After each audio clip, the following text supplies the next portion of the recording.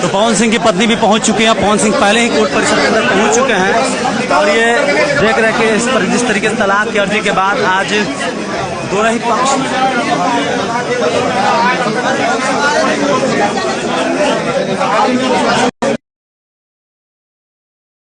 इस प्रकार से देख सकते हैं कि जो फैन है वो काफी संख्या में यहाँ पहुंचे हैं कोर्ट परिसर में।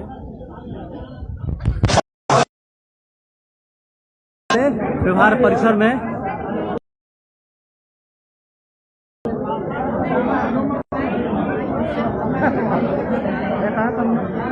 तो पवन सिंह की पत्नी भी पहुंच चुकी हैं यहाँ पर और देख सकते हैं ना भी लाइव में।